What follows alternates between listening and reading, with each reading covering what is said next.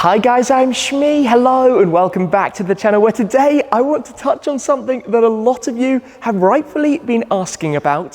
Where is my SLS AMG Black Series? Well, today we're going to head out in the newly acquired AMG GT Black Series for about a 300-mile drive to get some of the running in done to head over to Avantgarde Automotive, where the SLS Black Series is currently having some work done to explain all and why I haven't even seen the car physically once myself this year. Since the end of 2020, in fact, we are now in the second half of 2021. It is time to go and check up on the car and to explain when it is actually going to be back here at the Museum with all of the others. There is no secret that I've been a big fan of the AMGs in recent years, and here at the Museum at the moment we have the GTR Roadster next to the GTR Pro. We've got the G63, which is proving immensely helpful for lugging around a lot of stuff that we have here at the garage, and the newly purchased AMG GT Black Series. At the moment it has about 200 miles on the clock in total, but I want to get quite a few under the belt before taking it to do the colour change that I've been talking about. So today we have around a 300-mile drive. It's about 2.5, maybe 3 hours in each direction to head over to Avantgarde Automotive to go and see the SLS Black Series. Now, a quick bit of backstory. At the end of last year I dropped the car off at Cambridge Car Audio to install an upgraded sound system. The car was still there when I basically got stuck out of the country and stayed in the USA for quite a few months. Just before I came back, it developed a fault which meant it needed a new component, which has been seriously on back order. That arrived recently, and then another issue was found. So another part is on order at the moment, and I'll tell you all about exactly what those are when we get over to Avantgarde Automotive near to Bristol to go and take a look at it. The SLS will then be back before long, and we will have the current 5 AMGs, and perhaps very, very soon something else might be joining as well. For now though, we need to gear up, get the AMG GT Black Series outside and get on the road with this beast to get some running in miles done to go and see the SLS. A quick advanced warning: if you're not familiar with the sound that the new Black Series makes, unfortunately it is slightly underwhelming. Despite looking like the Batmobile, a truly aggressive, menacing and mean supercar, this thing has quite a muted exhaust, the polar opposite of the SLS Black Series. In here we've got the 4-litre twin-turbo V8, but with the new flat plane crank, more power, up to 730 horsepower, but not so much sound. And that is something we need to work on in the future, as I did with the SLS, which hopefully, fingers crossed, we can start up today with the Rentec R1 package. Remember, we did the headers and we also did the sports cats, and it sounds ludicrous from the 6.2 V8. But let's get this started and get out.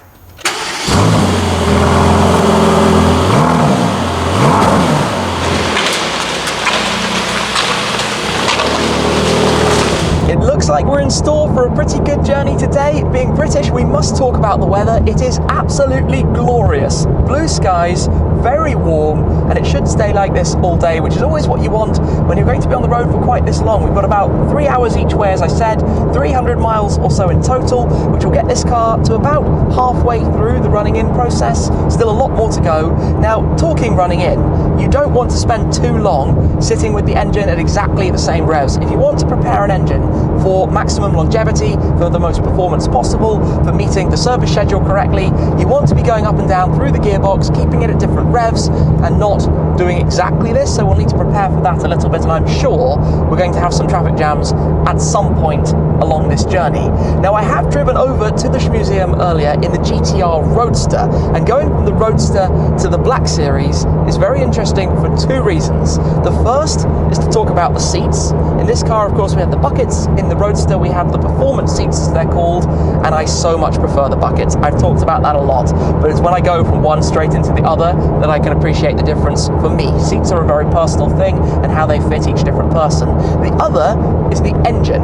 Because this car has the flat plane crank V8, it sounds a little bit higher pitch. So if you've just gone directly from the cross plane crank version to this, you're wanting to shift up into an extra gear because it just sounds like it's slightly higher up the rev range in comparison. That's a pretty small thing, but while we're cruising along like this in comfort mode, taking it very, very easily, the other thing is quite that is quite surprising is how soft the Black Series is. The adaptive suspension in here it's in comfort mode, no further. It is a very gentle, easily usable car, much softer than the Pro as mine is set up. Now you can obviously soften it a little bit and not have quite that much of an issue with it. What I do hope we can do though, when this is all run in and the car's hopefully been resprayed into solar beam yellow, is a bit of an AMG tour over to a Falterback with the various AMGs and the Schmeemobiles. How cool would it be to take the Black Series, to take the GTR, to take maybe the G63 as the support car, to take them all back to the home of AMG in a Falterback, go via the Nürburgring,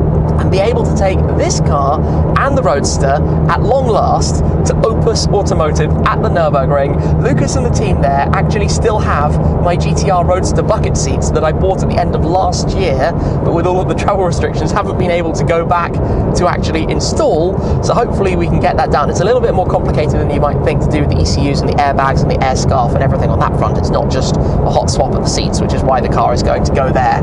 And simultaneously we could take this and we could do something about the exhaust. Now that's in comfort mode. You're not supposed to boot it. It drops down 1 gear or 2 gears if you go into Sport Plus. It's a lot of speaker sound and not a whole lot else. Let's pop it back into comfort because cruising, I want it back into automatic, hold the shift paddle and it goes back into automatic on the gears as well. We'll get there. We'll get there with the sound. We'll start having some fun. My friend Jer Collector over in Germany has done the Opus upgrade on his Project 1 Edition Black Series, and it is so good, we are definitely going to need to do that to this as soon as possible. So you're supposed to do 1,000 miles of a maximum speed of 85 miles an hour up to 4,500 RPM, which I don't think should take too long because I'm not scared of the mileage on this car. It's going to be used properly. It's going to do plenty of Nürburgring laps, plenty of road trips, maybe go around the world, be resprayed. So I've gone into this knowing I'm going to use it and enjoy it properly and share this experience with you as we do. It's currently on the Cup 2R tyres, so I might need to do something about that perhaps because they don't have very much life. I think about 2,000, 3,000 miles or so, and obviously not suitable for all conditions. They are perfect when you have a warm day and you want to obliterate lap times, as this car did when Mercedes AMG took it and smashed the Nürburgring Nordschleife lap record. Anyway, as I said, we've got a long old drive ahead of us to get to the SLS Black Series, which has been away for far too long. I know there have been a lot of questions, and I've said often, it's coming back soon, because we've had various hurdles along the way. As I said, I dropped it off at the end of last year with the guys at Cambridge Car Audio to do the upgrades to the sound system. That was all installed and effectively waiting for me to get back so that I could come back from the US. Remember, I was out there, and with the travel restrictions, I would have had quarantines and things, so I just chose to stay there, given I had a visa and I could keep going with what I was doing and share some awesome stuff with you guys and enjoy driving around with the GT500. So the plan was to pick it up when I got back. Then, of course, when I got back, the car had chosen to flip a little wobbly and have some issues, which had to go and get fixed. That's been done, but then in the process, a few other things have been found, which potentially might be involved in the power loss problems that we found when I originally took delivery of that car. Remember, it was running something in the region of about 50 horsepower down on what it should be as we start to slow down for some traffic. I told you that was inevitable. We'll obviously have to find out in the future if that does turn out to be involved. I think it's basically an oil pressure sensor, but the problem right now is that parts supply have significant issues for all brands all around the world, and it's proving to be a nightmare. But hopefully the last bit that we think we need will be back very shortly, and I can get in the car and then it'll be business as usual. But we'll get there. We'll see exactly how it's looking in its glorious mystic blue. As I said, I haven't even seen the car with my own eyes for more than half a year, not even once in this calendar year. Stop start, just what you want when you're on a long journey. But yeah, 2 hours or so to go. Grab some lunch along the way, and we'll get to Avantgarde Automotive, who have been looking after it, and go see how it is. Fast forward about 2 hours, and as hoped, it has gone pretty uneventfully. A nice gentle cruise, actually under some shadows. At the moment, there are a few clouds out there in the sky, but we're only a couple of minutes away now from getting to Avantgarde Automotive to check out the SLS. And like I said, it did arrive with them about 4 or 5 months ago. It's been very frustrating for all involved that effectively it's been a very expensive paperweight taking up space in the workshop, thanks to, like I said earlier, the supply shortages and getting components through. Absolutely nothing that they've done wrong at all, just a sign of the times right now, really, that it is very, very difficult. If you need anything that includes a semiconductor or microchip or anything like that, it's all significantly on back order. Taking it easy, we have had some 50-mile-an-hour roadwork, 60s, 70s, a little bit of traffic here and there. We're up to 334 miles, so we're about a third of the way run in, which isn't too bad going. And we'll have it up to, I guess, in the region of 500 miles when we get back home later on. Yeah, a couple of minutes away, and I'm looking forward to seeing SLS again. Arrived, and it is time then to go and take a look at the car back there. But you will spot not one, not two or three, but 4 Mercedes SLR McLarens here at Avantgarde Automotive. They are, of course, SLR specialists, but let's come straight through to take a look at the car that I am now reunited with after over half a year. It was at the end of 2020 that I last saw this one of the Shmeemobiles in its well-known by now Mystic Blue, that controversial decision to respray it from the Himalaya Grey to Mystic Blue at Chartwell to give it the silver wheels to match, but it looks oh so good, to be honest. Seeing this car again, it is absolutely fantastic. Now, it has had a little bit of a rough experience in recent times, numerous things that have just gone slightly wayward. This is the first time that I've seen it with the installation of the new speakers and sound system. We'll have a proper look at those when we head back to Cambridge Car Audio, but unfortunately, and I guess because of it being a 7 or 8 year old car, a few things just kind of gave up, and it's required some hefty work to get those back up and running, particularly to do with the electronics around the engine. We've had another component fail more recently that's going to be changed, which is in particular the oil pressure sensor, and we are going to come round and just give this a start up because it is one of the most fantastic sounds ever. Thankfully the door just about fits here. SLS doors, that's so tight. We've got that opened up. Take a step inside for the first time in a very long time and give this a press of the button. Yes, you can see that engine oil pressure control. That's a sensor that's tripped more recently, but the sound of this is just not even 2000 RPM.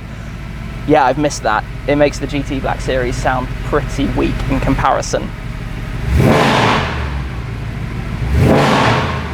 This is a little bit mental. Anyway, we don't want to rev it too hard from cold. This might be something to do with why it's shown a strange amount of power when we've dynoed it in the past, but thankfully it's going to be up and running soon.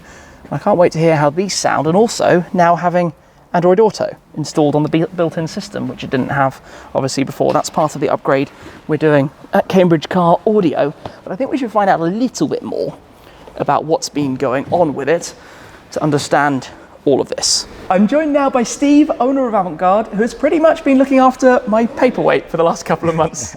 Yeah, it's been here a while, hasn't it? But unfortunately, it came to us in a non-running state, as you know. It would crank over, but it wouldn't fire on the key. So started off, bit of basic diagnosis. We had a crankshaft sensor issue. So we looked into that.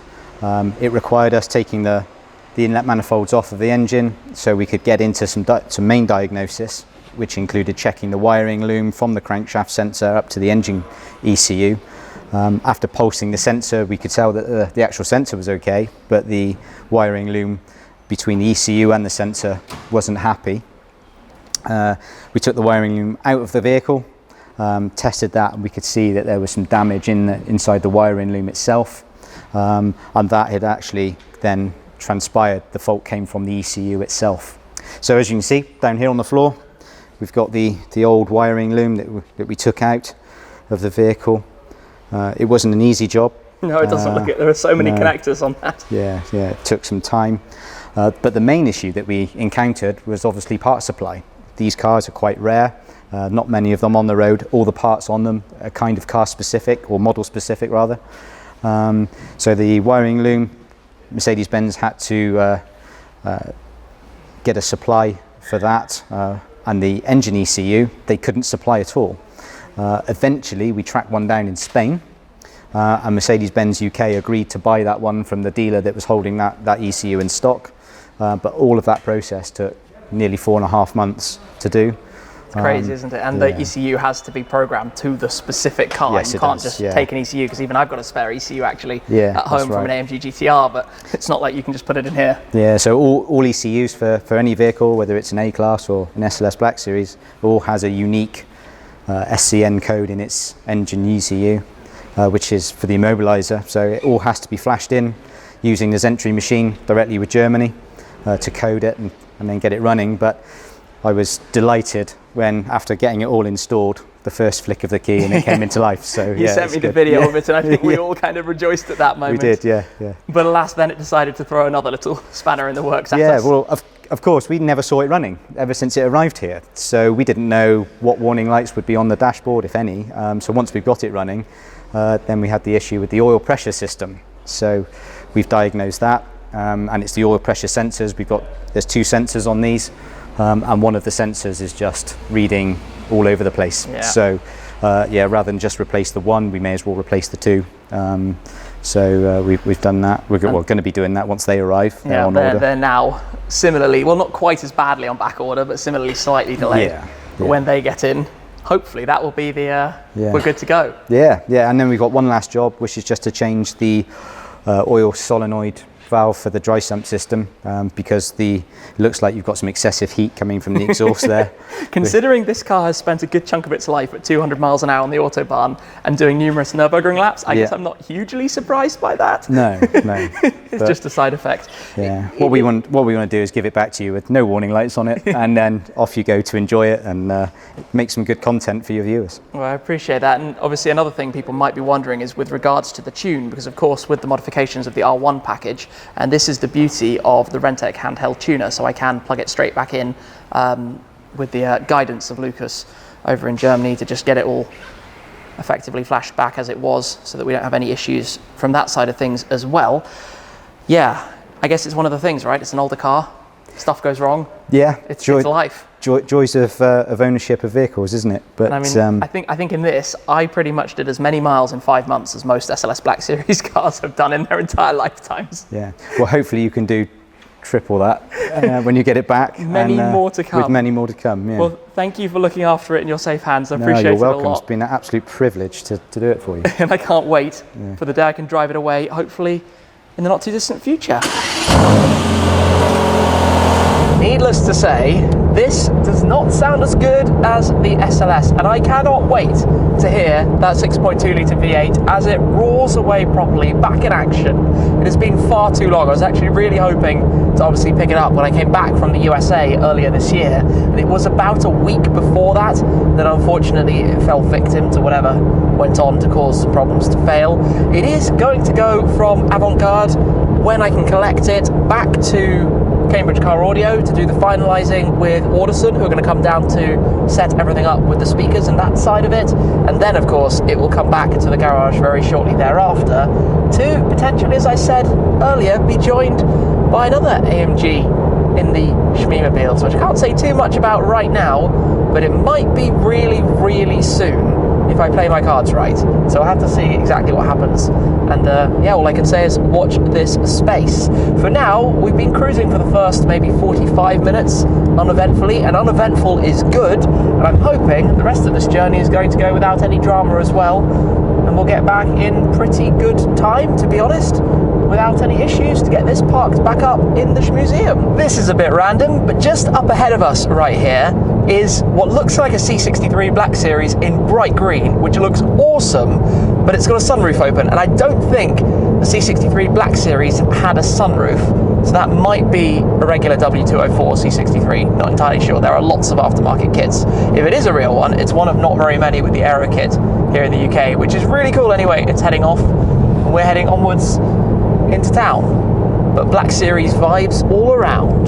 The GT Black Series is parked back up then here at the Schmuseum. It is still incredibly cool for me to have the cars in one place after the last couple of years when they've been dotted around with all sorts of different things going on, but now all here in the garage. That was years in the making, but bring on getting the SLS Black Series here for the first time. Of course, up to this point, it's not been to visit. It will very much be on that side, the museum side, the special keeper cars. Well, some of those are dotted around in other places as well, but it is more storage on that side, keepers and museum on this side, with a lot of plans to go, including the office and mezzanine and construction that will all be over at this end of the garage. But that is not all. There's more to come soon, I hope, so stay tuned for that as well. But hopefully this has answered the question from so many of you: where is the SLS Black Series? Well, now you know. It's had an unfortunate 2021 so far, but hopefully before long it's going to be back here, ready to rock and roll and have some good times ahead.